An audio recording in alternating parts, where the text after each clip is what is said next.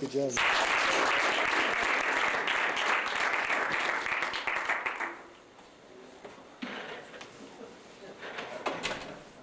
Everybody see me okay if I sit? I'll stand on occasion. How many of you are jazz people? All right, great. Well, I guess I'll just start out by talking about give you a little background on myself. I grew up in suburbs of Cleveland, Ohio, and started trombone at age 9, and had a little bit of proficiency for it, but nothing out of the ordinary. And went through a pretty good high school program, but when I went to college at Ohio State University, I realized that there was a lot more work to be done. When I found out I didn't make any of the ensembles when I went to college. So that's when I really started practicing hard, and one of my goals was to be a performing musician, but I also considered becoming a music educator. When I was in high school, Woody Herman's band came to my school and did a concert and a clinic, and I was really inspired by the players of the band, in particular trombonist by the name of Jim Pugh. And I always kind of in the back of my mind thought that might be something nice to do. And fortunately, after Ohio State, I went on to Eastman School of Music, which is where Woody was getting a lot of his trombonists. And fortunately, was in the right place at the right time when they needed somebody, and started working with Woody right out of college and toured with him for 7 years on the road, playing one-nighters, 48 weeks a year for 7 years. Consequently, I finished my master's degree and moved to New York City, which is where I live now, and I do a variety of things, among those being still some things with the Woody Herman Orchestra. I have my own band, a variety of different kinds of gigs in New York City. And I travel a lot, performing in schools and doing things such as this. So that's a brief background. If anybody has any specific questions, I can fill in some of these gaps. But I guess maybe what I should first do is just play a little bit, and hopefully that'll foster some questions or some avenues we can go down as far as what we're going to talk about for the next hour or so. Since most of you look like at least half of you are involved in jazz, I'll play something that we're all kind of familiar with, which is the blues. And the blues has how many measures? 12 measures in a blues, right? And it's made up of basically three chords and 3 4-bar phrases, right? So I'm going to play a blues in 4/4. So we can all count to 3, we can all count to 4, we can all count to 12. So hopefully I'm going to play the melody twice, and I'm going to improvise for a while, and then come back to the melody, and hopefully we'll all be in the same place when I come back. This is Sonny Rollins' tune called Internet.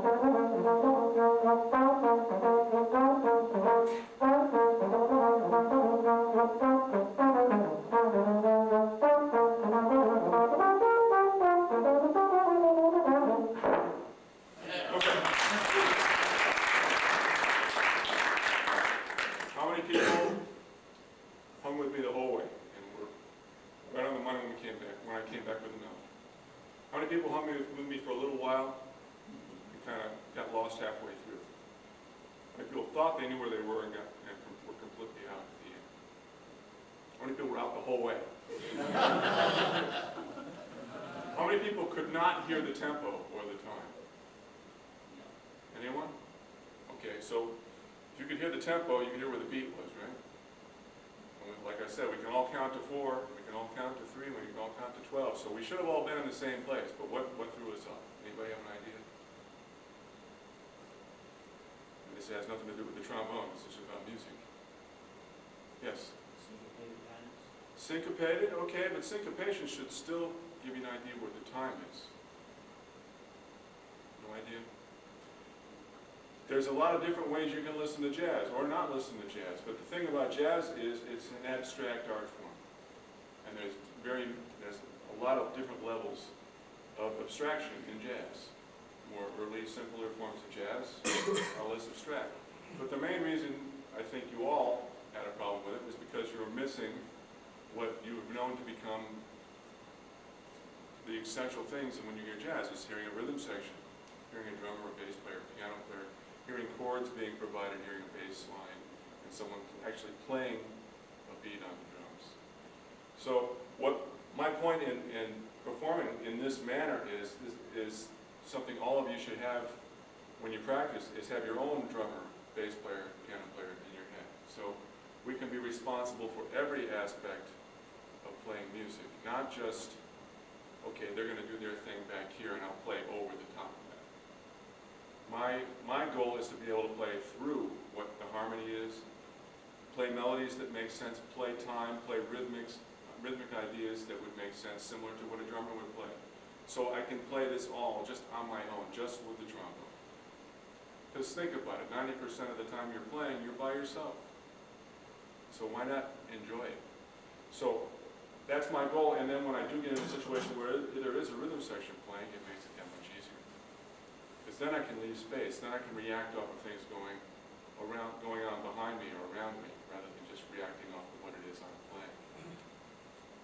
But the most important thing is that I mentioned that you could all hear the time, and that's one thing, especially with trombone players, that I've noticed being one thing that's lacking, and might be to the seemingly, the seemingly difficulties of the inborn difficulties on the instrument.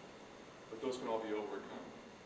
But it's really important to play time, because it's and rhythms and things that can grab people rhythmically. Because that's, as a soloist, that's one of the first things that can touch a listener. What might be something that would touch a listener before rhythm? Anybody have an idea? None? Yeah.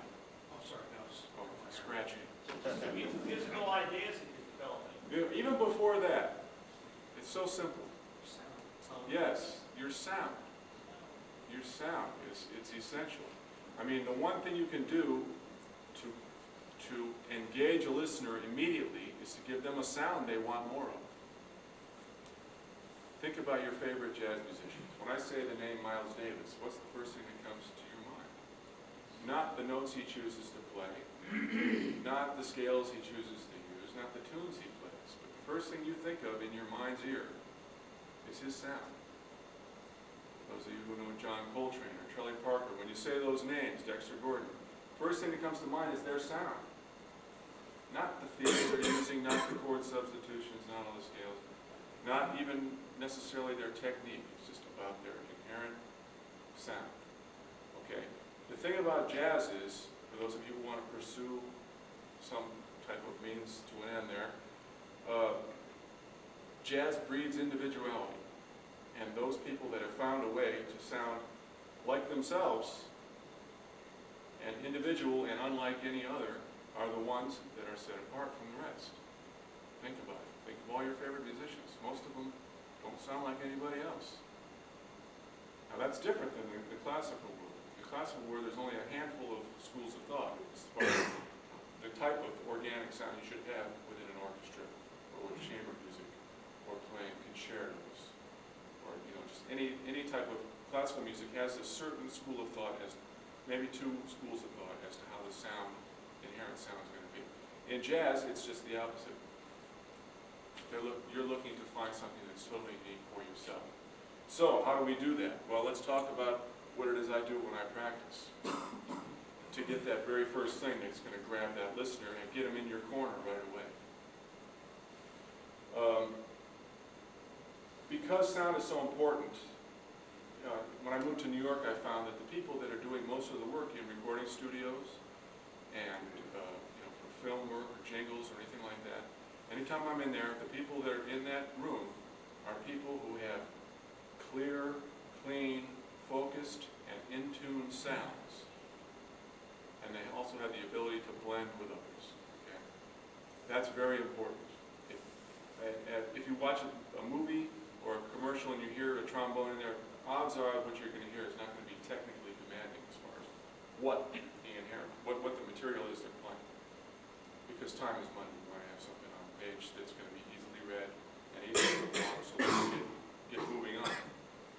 So it's people that have a good, clear sound that sticks to the tape, they say, in the studio. So I spend a lot of time dealing with that. Now, unlike a reed player that's dealing with pieces of wood and one doesn't work, you throw it away, this is our reed here. This is what we're dealing with. This is what makes the sound. Okay? The horn, all the horn does is amplify what you put into it. So before I even get the horn out, I try and get in touch with my breathing, either through exercise or taking some deep breaths, because I found that 99% of the problems I have are due to breathing incorrectly. Taking in air incorrectly. Usually if you take it in correctly, getting rid of it's not a problem. That'll take care of itself. So when I was in college, I would do 10 minutes of breathing exercises every day before I even got the horn out of the case. Because that's what's propelling this thing, the air. So, thinking about all the dynamics of what it is to take a good breath. Doing things like long, full breaths, or crescendo, decrescendo breaths, or just crescendo, or just decrescendo. Anything you can do to control your airstream better. One of my favorite exercises was holding the palm of your hand close to your face, taking a deep breath, as much as you can take in, and slowly exhaling that air as slow and as minutely as possible, but in a steady stream against your hand. Now for me in playing jazz, that's how I make my living, controlling that small airstream.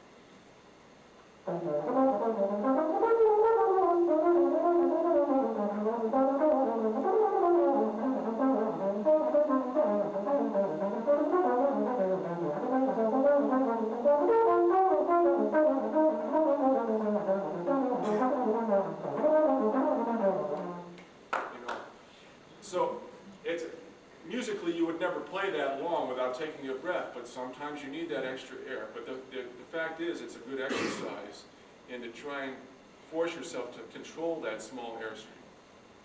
Because to play bebop or modern jazz on the trombone, you have to be in command of that small airstream. It's impossible to play these not impossible, but I'd have to say doesn't reflect the tone of the music the way it was written, to play it in another manner, to play it really full tilt. Yes? When you mean control the airstream, you mean the consistency or the size of it, or both? Both, exactly. How fast it's going, how much is going, how much it takes to vibrate the aperture, all those things. What was this question? Oh, yeah, his question was I talking about controlling the consistency of the airstream or what was the other? The size of the airstream. It's basically both. So, getting back to that, it all comes, after I get in touch with the air, then the next thing I get in touch with is this, which is what we're dealing with here. This is what's making the sound. So, I buzz pitches without the horn. If I have a luxury of having a piano to match pitches with, I'll do that. But just all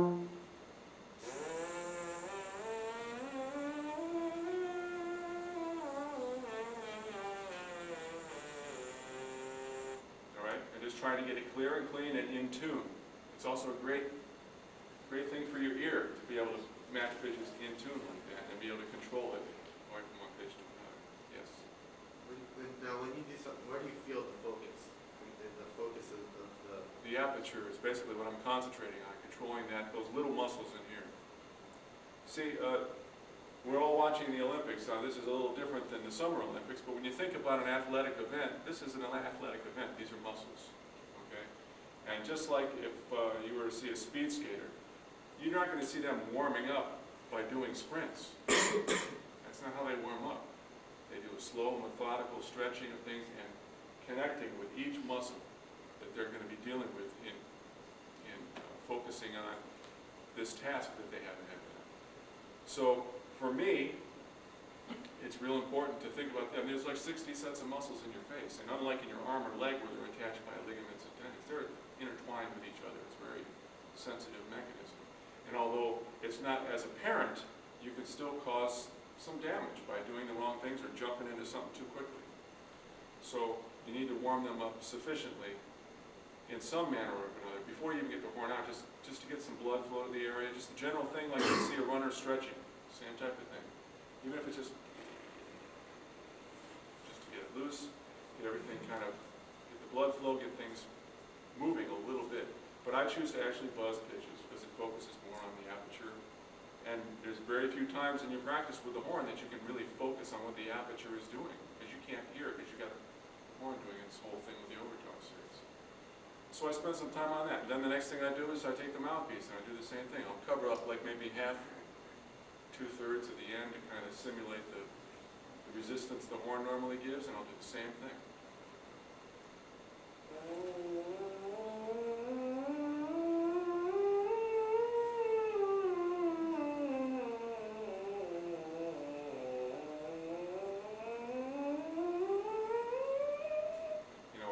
As high as I can get without having to press too hard. You know, but as you know, if you're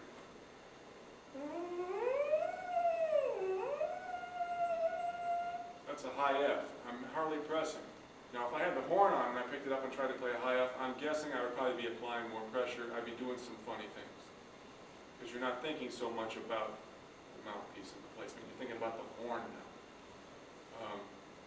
And so many times, and you'll find every mouthpiece is different, but there's kind of a sweet spot in every mouthpiece where the whole range of the instrument will speak. I mean, it has its own overtone series of its own, but you can find a spot where both the low register and high register speak on the mouthpiece by itself. If you can get a nice, clear, in-tune sound with just the mouthpiece, when you put it on the horn, of course, it's going to be that much more focused. Obviously, you can buzz any arbitrary pitch into the mouthpiece, and a sound will come out because of the overtone series of the instrument.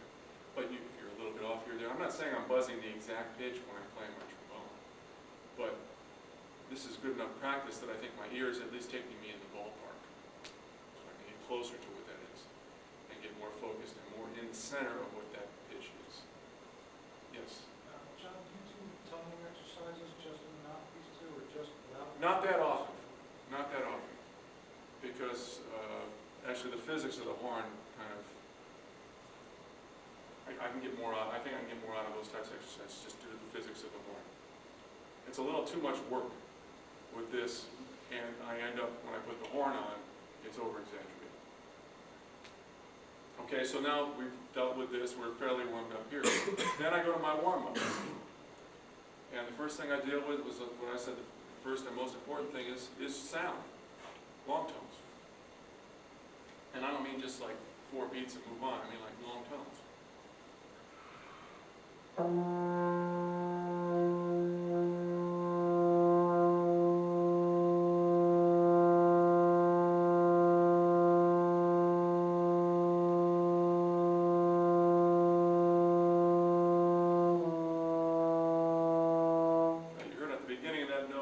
First note, it was changing, right? Kind of vacillating between a good sound and a not so good sound, and volume was changing and things. That's all my own doing. Basically what I'm doing is trying to find that sound that I'm hearing in my head. And for those of you who listen to jazz or listen to any kind of music with a trombone, those are your models to set the standard for what you want your sound to be. There's certain players whose sound I love. I love Herbie Green's sound. I love Carl Fontana's sound, Frank Rossellino, Sly Hampton, J.J. Johnson.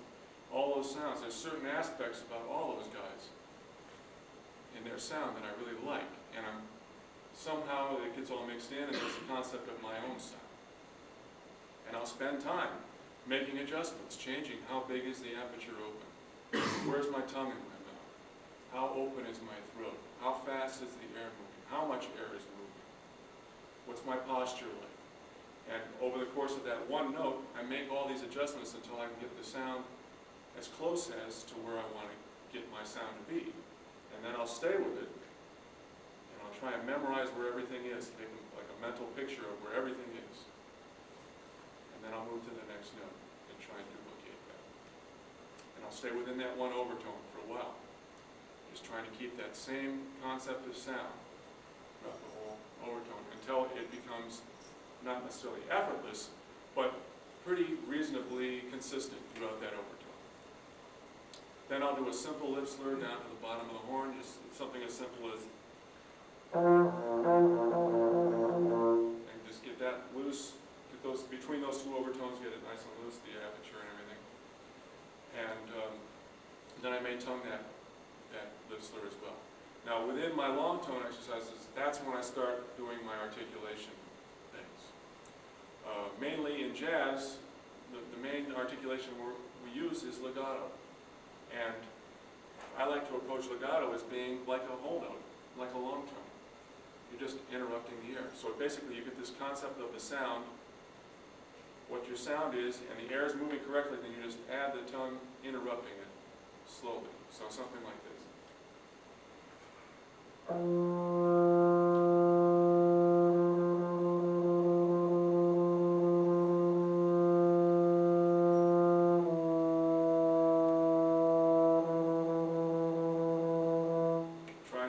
Same concept of what the air and everything is doing, you're just adding the tone, just a slight interruption. Okay. And I try and think that way when I'm playing etudes, whatever, I'm trying to think like it's just one giant whole note. Okay, then I'll do that, and then I'll move to the next overtone, the tuning note, and I'll do the same thing. Long tones, down the slide, some legato, some articulation, and then a lip slur that goes to the bottom of the horn, and then I'll articulate that lip slur. Then I'll move to the next overtone, and so on. So by the time my warm-up is done, I'm playing the extreme upper register with some type of lip slur that's either coming from or going to the extreme lower register. So basically, as I'm going up, I'm always going back down and checking to match the sound, keep it consistent throughout the entire range of my instrument. So my concept of sound is the same for a high B flat as it is for a low B flat.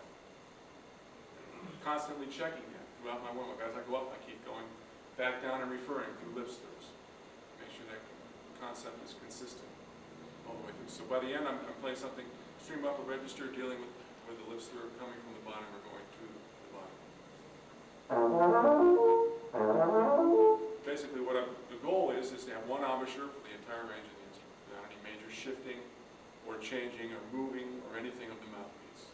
Now, why might that be important for a jazz musician as opposed to a classical musician? Why would that be an extra added benefit? Well, there's fast licks in every type of music. What makes jazz different than classical music?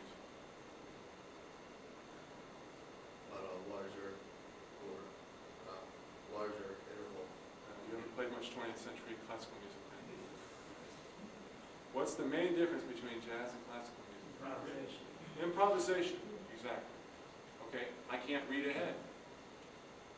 It's all spontaneous. If I'm playing an etude, I can see, okay, in every 4 bars I got a high B flat, I can set for it.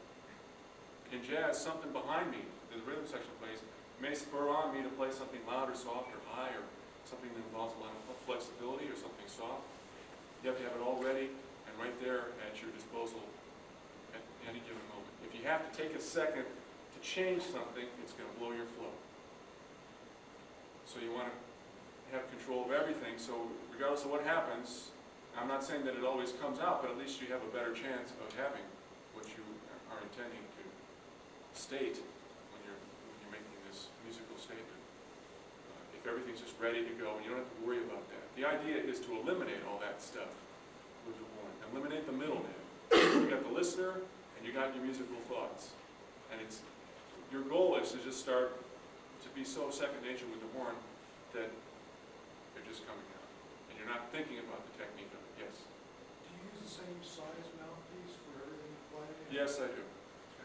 Yeah, I always have.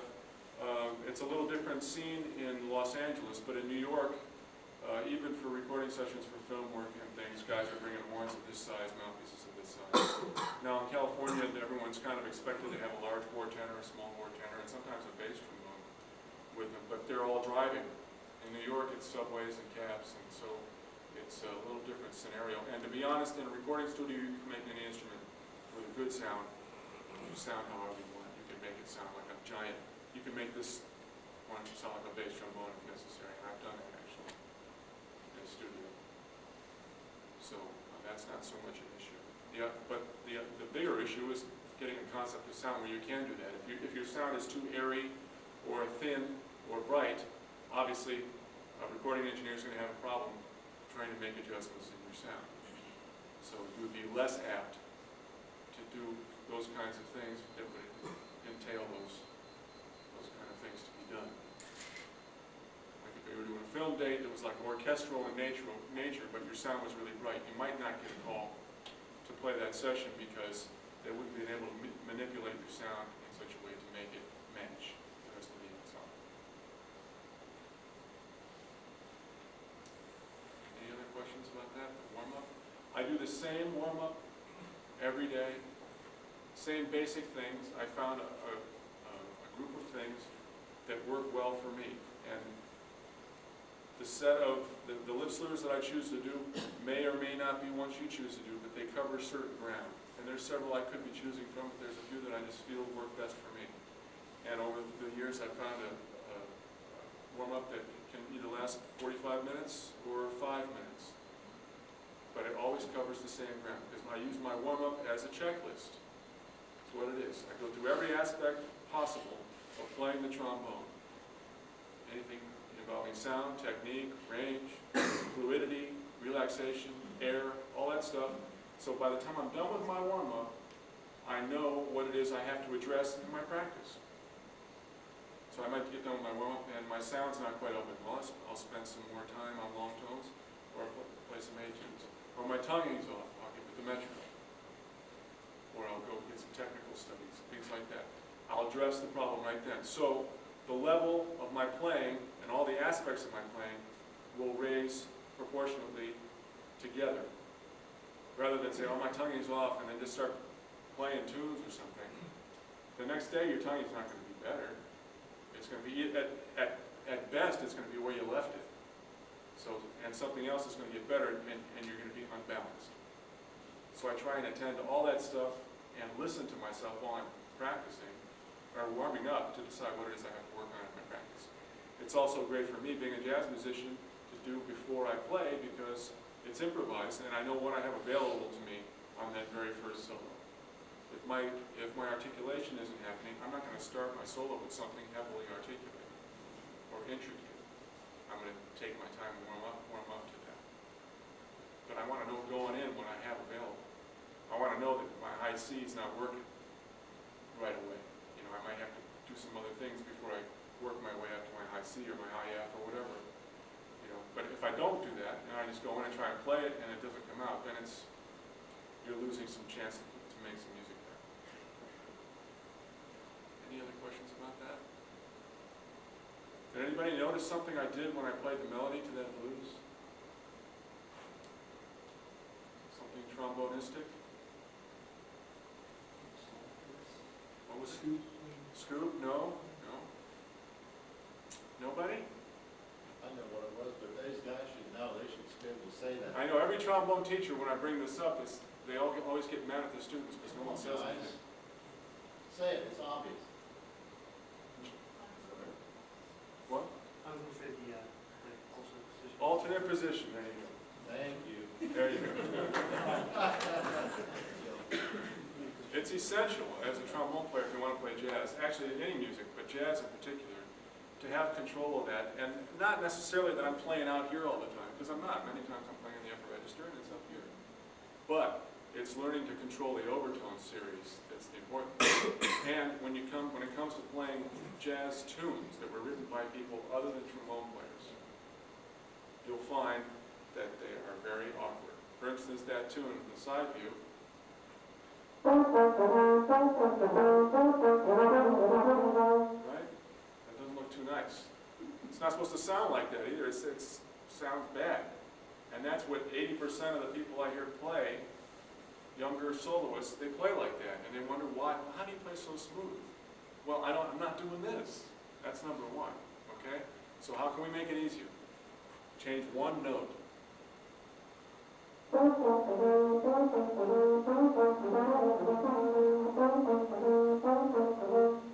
Real simple. Just keep going in the same direction. It's not rocket science here. But the problem is we get so used to playing that B flat in first position. And very rarely do we have a need to play it out here in our practice, because we're playing written music and you always have time, and because you're always practicing trombone music. So you need to find some music that's not written by some trombone players. And in jazz, that's primarily the case. So the trick is getting those notes to sound alike, because the way the overtone series is, each one of them has their own quirks. And now if we're counting up the overtone series, and let's say pedal B flat is, there's different schools of thought on how to say it. Pedal B flat is the fundamental, and low B flat is the first overtone, okay? So the tuning note B flat is which overtone? Third, right? How about the B flat in fifth? Fourth, okay? So as you go up the overtone series, the quirkier it gets, all right? So when it's a little brighter, it's a lot kind of out of tune, it's not right. So you need to spend time with the note.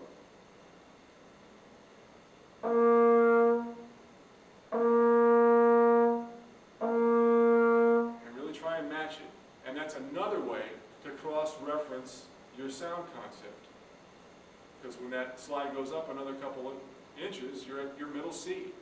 So that's a way to make sure, if you can get your first position B flat and your fifth position B flat to sound alike, odds are that concept of sound is going to go spill over into your C sharps, and your Ds. Okay, that's a way to bridge the gap through that next overtone series to make your sound consistent through your horn. Okay, so that's a big help there, but obviously it made that line easier for me. Another one, Charlie Parker wrote a tune called Ornithology. The opening lick is this. And that's at a moderate tempo. How can I fix that? Alternate position. Okay? All of a sudden it's just this. It's just this. And that's all there is. It's nothing hard. As a matter of fact, it's easier than the other thing, but everyone chooses to go the hard way because it's something they're used to doing. Okay, so the D. Where else can we play a D? Where else? Anywhere else?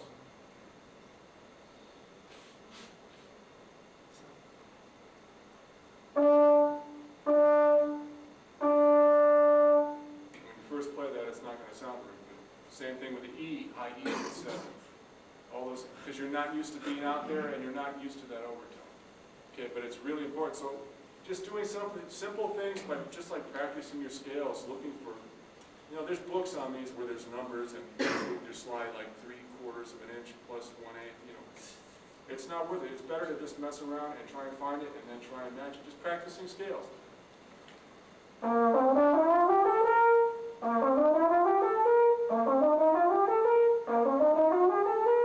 Just find them all over your horn and try and make them sound alike.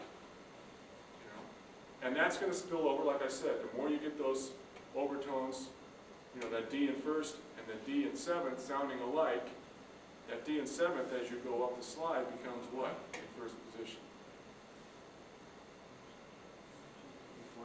A flat, it's going to be out of tune. The G, your G above the staff is going to have a similar sound to your D, which you cross-reference with your B flat, which you cross-reference with your F in first and your F in sixth.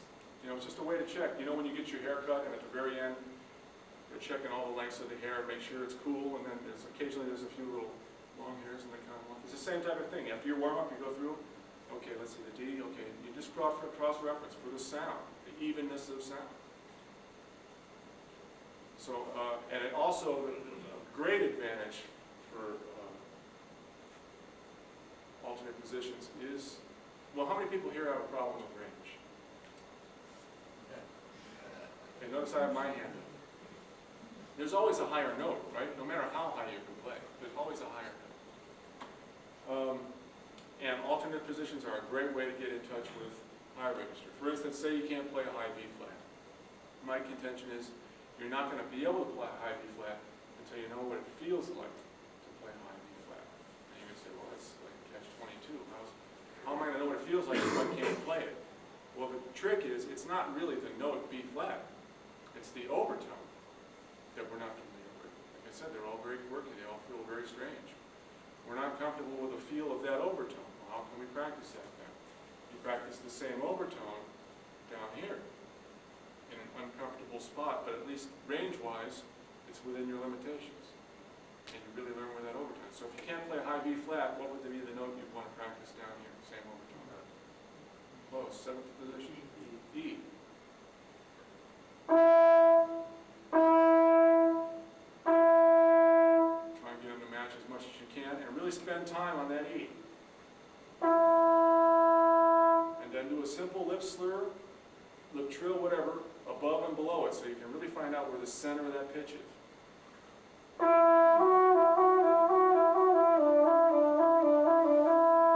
you know exactly where you just blow right through the center of that note. Then when you finally got that, then you do what only a trombone can do.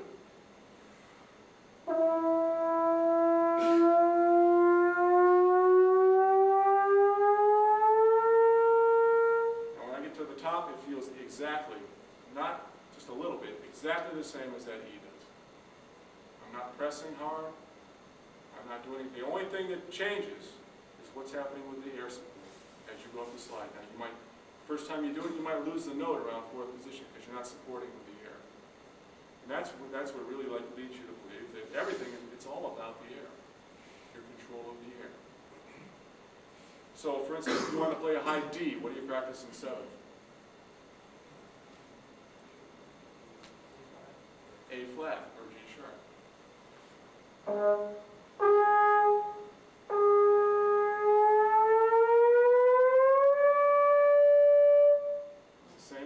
Same feel, but it's learning, spending time down here, learning the overtone, and maybe just going up a half step or a whole step and just hanging around there for a while, and just getting used to the way it feels, because it feels totally different. That overtone in particular is a big cutoff point for a lot of people, that high D. So mess around here with the G sharps, A flats, whatever. So it's not just about, okay, alternate positions. Yeah, I'm never going to be playing out there all the time, especially if you're solo. Like when I played a solo, if you accepted that B flat, I might use a D or an F in the fourth, but in general, I was all in the regular positions because I was in the upper part of the range of the instrument.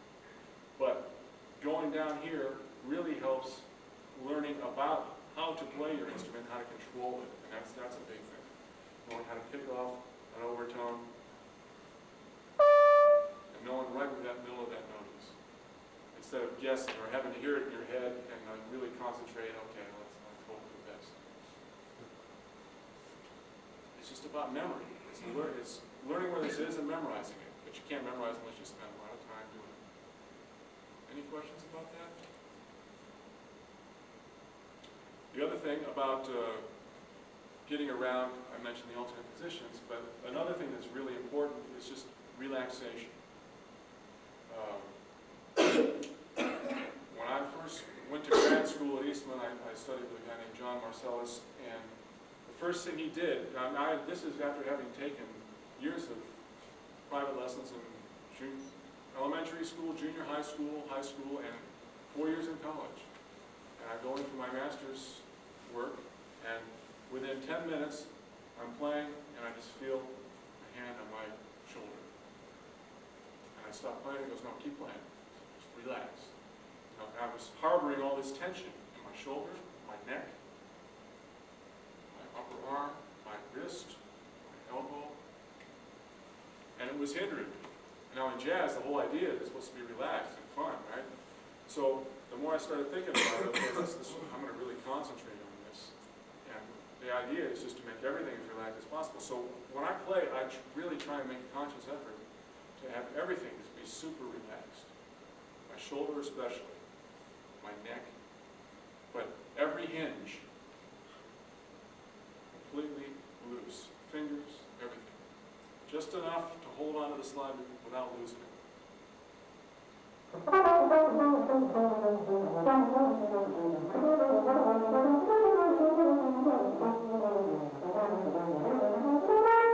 And just like that, okay? And I found that even if the slide wasn't in the right place at the right time, right away, it felt more natural. It swung more, it felt more organic, whatever you want to call it. It didn't sound forced. And that's, I guess my goal is to give the average listener less of what they want to hear out of a trombone.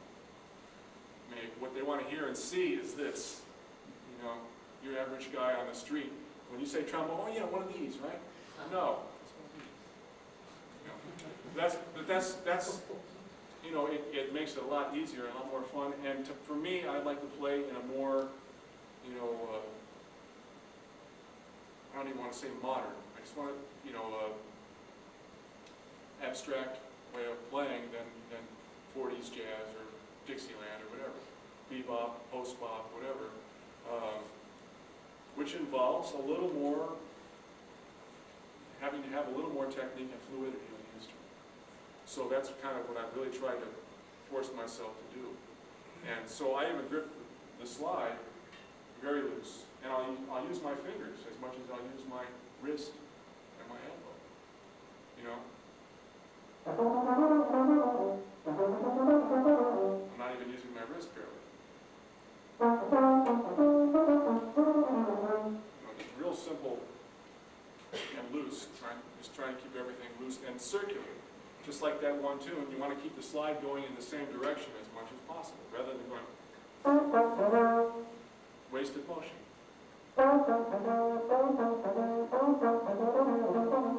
It doesn't work if those two notes don't sound the same though. If it sounds you know, it doesn't work. So they've got to sound consistent. Any questions about that? Any questions about anything? Should I start asking questions? Yes? Because everybody's in this situation, can you describe your thoughts on what the lead player has to do versus section players have to do? Okay, by the way, this is Mark Lusk, who is the trombone instructor at Penn State University, and he's playing bass trombone in the band tonight. And we will... I met Mark for the first time when I signed up for the dormitories at the Eastman School of Music as a grad student there. Mark was a junior or so, and we've been buddies ever since. And yes, I can talk a little bit about that. Most of the time, well, all the time with my own band, but many times I have called upon to play lead trombone. The important thing is that we know what our duties are on any given chair. For me, being a lead player, the main thing is consistency. And I don't mean consistency by the fact that consistency, like never miss a note. I miss notes. But consistency in concept and the way we interpret the music. That's primary. Because in many cases, especially in the professional world, you don't have long rehearsals. You don't have weeks and weeks and months working on the same piece for a big concert. It's like, come in, you run through it a few times, and then the next time you play, it's on the concert. So it's very important that as a lead player, you psych out yourself so you know exactly what you're about, what your tendencies are. When you see a whole note, how long do you hold it? You cut it off on beat 1, you cut it off on beat 4, 4.5. And whatever you're thinking in your mind, do you do that every time? Or do you just do it once in a while? See, the thing is that the more consistent you are with that, the easier it is for your section mates to psych out what it is you do so they can better play with you. So in other words, if you're reading a chart for the first time and you see a whole note there, your section mates know, most times John will cut off on 1. So all of a sudden you're way ahead there on the cutoffs, because they're just as important as the attacks. The other thing is being consistent with your interpretation of dynamics, and also being consistent in your phrasing. You know, how do you play eighth notes? Are they like this? Or are they like this? Or they're all very subtle, but when you multiply it times 3 or 4, it can make a big difference. And if it's something that's consistent, they can grab onto your phrasing better and you can sound more like a section quicker. The other thing is about your breathing. How long do you phrase? Do you breathe every 4 bars, every 2 bars? Can you go 8 bars? What's the normal thing you would do? Also, you need to be aware of what's going on around you. You need to know what role your section is taking at the time. Are you the lead voice, being the lead trombone, are you the lead voice? Well, not necessarily all the time. Many times you're part of the brass section and the lead trumpet is the lead voice. In those cases, you wouldn't add any inflections or any vibrato or any extra phrasing other than what the lead trumpet player is doing, and maybe even less than that. You'll almost become this kind of personality-less. You just lay out the part nice and even and let him add any type of emotional aspect to it. Also, you need to know what your section is doing. You need to know that if you're resting for 8 bars, but your second and third trombone are only resting for 4 bars and they have to come in, you're responsible for your section. So you have to know, after 4 bars, make some kind of motion, or say, here we go, or just something to get them ready to play. Because most times, and I'm just as big as fault with this, if I'm playing second or third trombone and I don't see the lead player pick up his trombone, I think, well, maybe we shouldn't play yet. I don't realize that I don't look over on his part and say, oh, he's got 4 bars more rest than I do. So I just sit there and I'll miss an entrance. Now, I try not to do that, but it happens. So a good lead player will either say something, or even something as simple as, you're sitting there playing, just picking up your horn to let out the spit in your horn. Just the motion of picking up your horn will let them, okay, we're supposed to go, and then they'll look at their part. And then you don't have to play, but it'll help them to be aware that you know where everything's supposed to be. And if they look at you, is this us? Yeah, it's you. But it's more than just playing your part, being a lead player, to be a real leader. Then there's the thing about inflections in a section. How much do you do? I recommend not having your section mates do anything other than maybe little scoops or falls that are marked. But in general, any vibrato, any little types of nuance in the lead line, if you're playing a lead line with a section, just you. Now the old school was, if you even slide vibrato, the whole section would do it, but they would do it in sync. Same speed, same width. Let's talk a little bit about that. Slide vibrato, playing that is kind of becoming a lost art, but I think it's important to at least study a little bit, because once again, just as I mentioned that glissando technique going up the slide, it's also a great way to get in control of your airstream. Why? Because you're hitting a note and you're actually putting the slide in places where that note doesn't exist.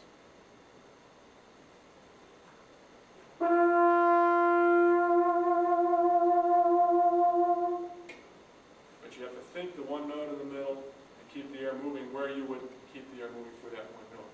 And then the slide moves equidistant on either side of the note. Not more below, not more above. Equidistant. Otherwise, it's going to sound sharp or flat.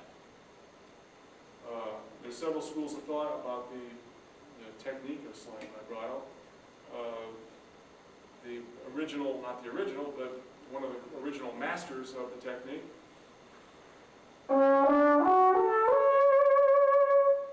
Tommy Dorsey. All right, the way he did it, the second he hit the note, it was fast, and it covered quite a bit of ground.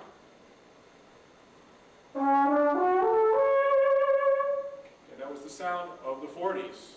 That was a big sound. The next great master of slide vibrato has to be Irby Green.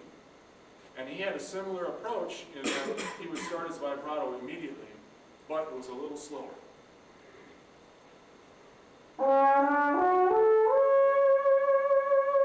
About that tempo. But immediately when you hit the note, you would vibrate. Okay?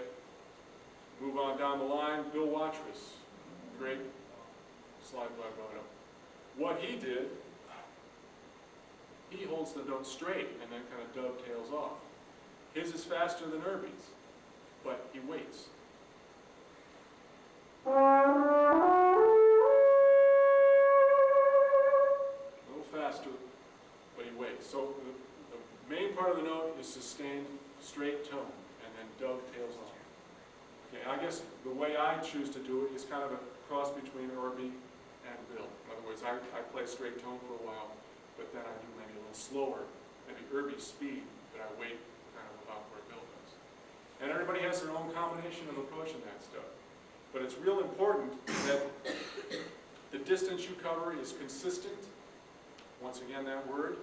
How fast you do it is consistent, because this all goes into that one big bag of stuff that's considered your sound. Okay? And we were talking about organic sound, the sound the instrument makes before, but part of what people think about as being your sound too are things about how you articulate, how your vibrato is,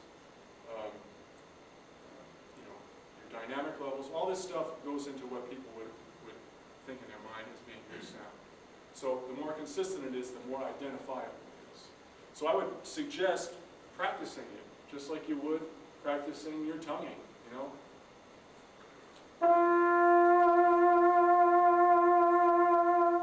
That's a little too slow. And find the right speed. Same thing with lip vibrato. Lip vibrato is basically an adjustment of the aperture, adjustment of the sound. You're not actually bending the sound like you are here. You're bending the sound. You're actually changing the pitch. But when you're doing lip vibrato, you're just changing the color of the sound by making the aperture maybe a little smaller, a little tighter.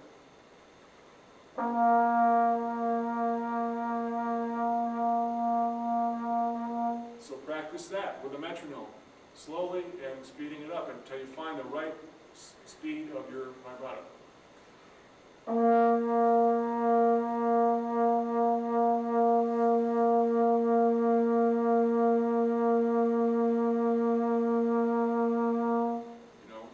Control of the speed. So it's not just that the vibrato that you use is the one that just happens to come out. It's a choice that you make. Because every choice you make is what is going to identify you from the next guy. All these little aspects. So I spend time doing that. But the thing about the slide vibrato is to try and find a tune that doesn't have wide leaps. So you can just focus yourself on the technique itself, rather than having to worry about changing wide overtones or big leaps or something technically demanding. Find something, a long sustained melody that the notes are pretty close together. So you don't have to worry about all that other stuff, just the technique itself. So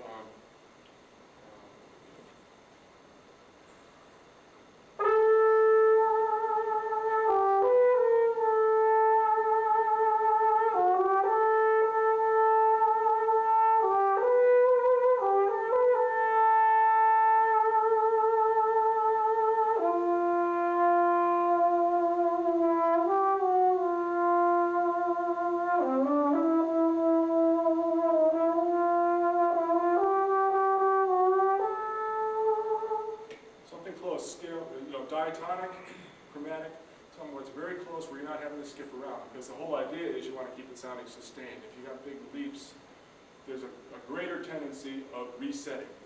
You want to try and get to a point where you can kind of just play these melodies and let it flow. The whole idea is thinking in that term that we talked about earlier is like a Holden. You should have a quadruple Holden as far as the air goes. And if you don't have your air together, you're going to lose the pitch with vibrato. So like I said, you put the slide in a place where the note doesn't exist. Any other questions? Any questions at all? Yes? Articulation. I noticed you're Yeah. doing a lot of fast passages when you're playing. Yeah, basically everything I played today, except for a couple little ornaments, was all single tongue. When I play really fast, I use doodle tongue, which is an invention by Carl Fontana, basically, where you go doodle instead of da da da da da or ta ta ta ta. It's more smooth. But in general, getting a good grip on your single tongue, and I can single tongue fairly quickly.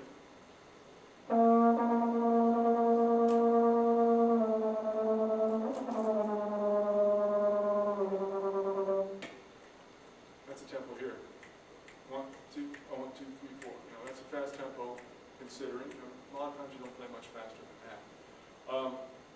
But it's the technique of it, okay, you can do that, but the idea is moving around. That's the hard part.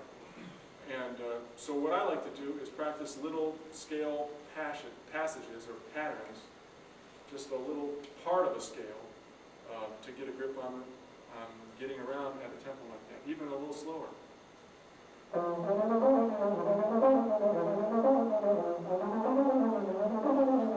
and try keeping it loose. But what's the hardest scale to play on a trombone? Anybody? I'm not talking key center or anything. Chromatic. Why? You have to tongue every note, right?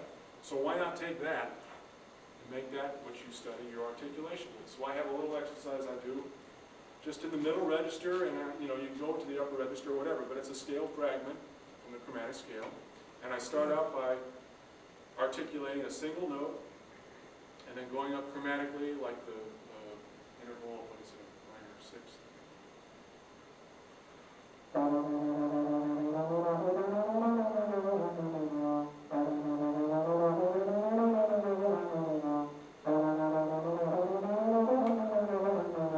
And try and keep my hand loose. Now you notice, I don't know if you can tell from that angle,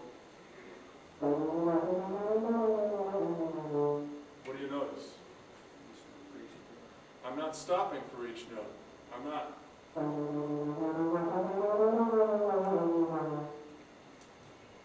The idea is just have your arm moving fluidly and your tongue knowing when your arm is in the right spot to articulate that note. So, you know, people have talked about hand-eye coordination. This is tongue-hand coordination.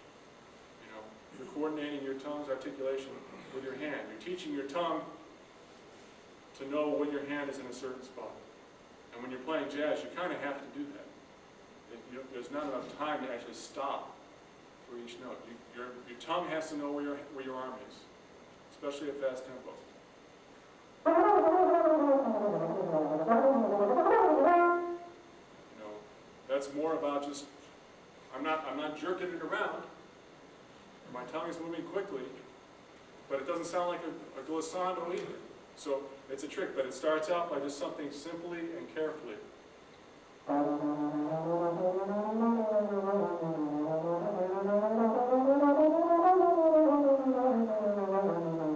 Just trying to keep it loose and concentrating on keeping it loose, as opposed to trying to improvise something. When you're improvising, you're thinking about the creative process, and all of a sudden you lose a grip on the technical aspect of what's going on. And all of a sudden you forget about something that you should be thinking about in your practice.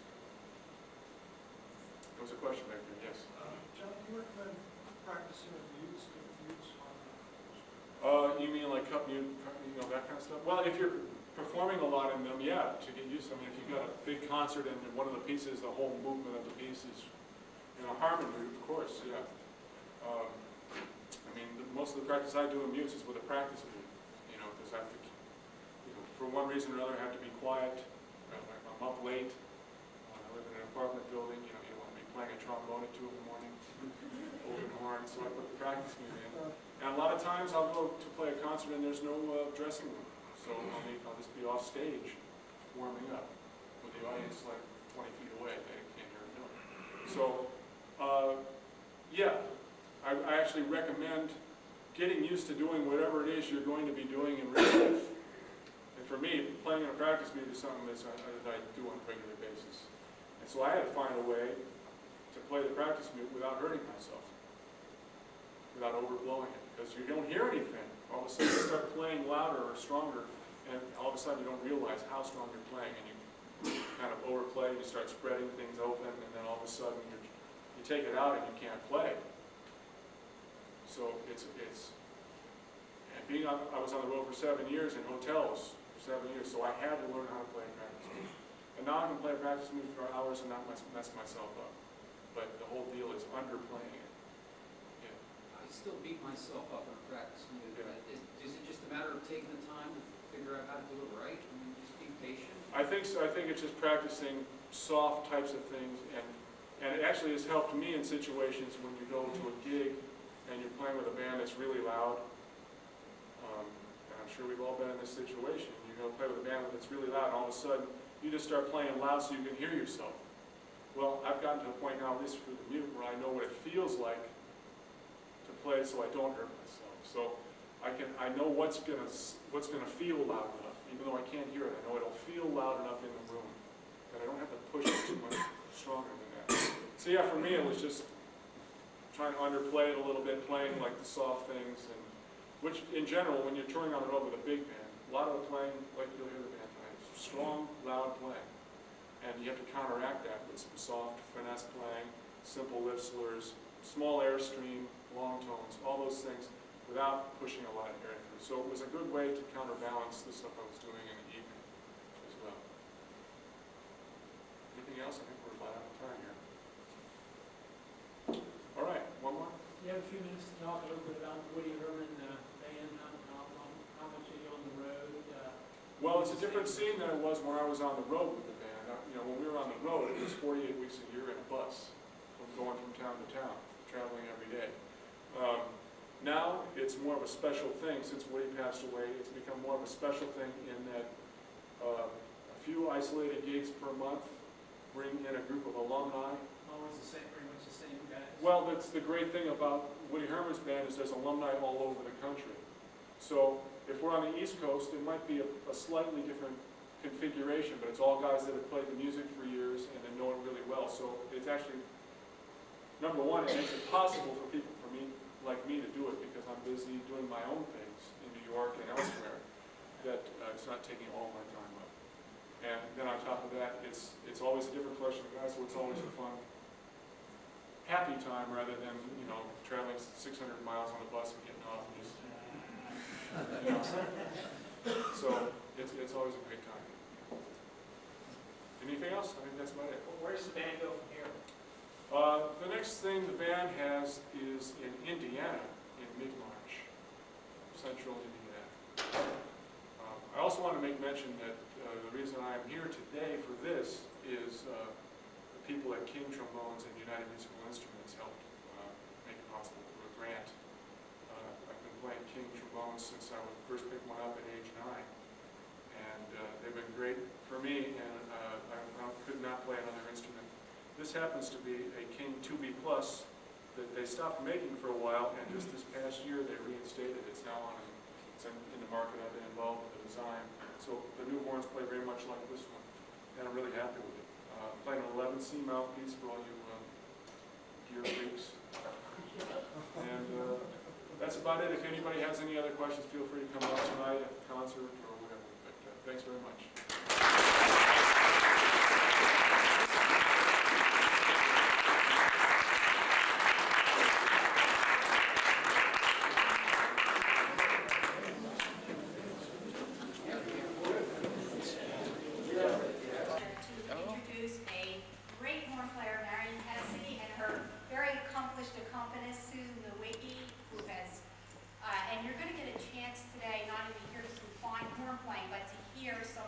instruments that you may not be familiar with and may never see except in a museum again. So hopefully you will learn from this. And there will be a recital here until about 10:01, and then we're going to move down to room 1, and Marion's going to